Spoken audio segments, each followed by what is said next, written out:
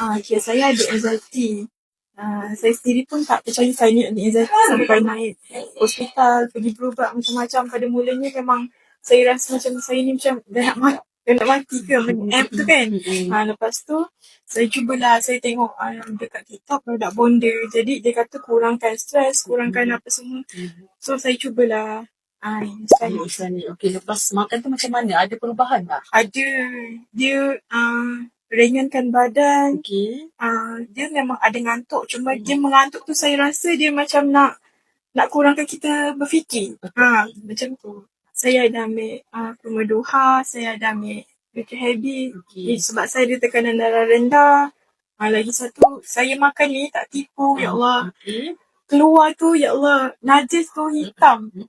Lepas tu dia keluar dia punya sisa-sisa dalam. Saya tak tipu, korang kena cubalah produk ni. Saya tekanan darah rendah, terlampau rendah sangat. Sebab bila anxiety, dia banyak berfikir, dia fikir macam aku dah nak pergi kan.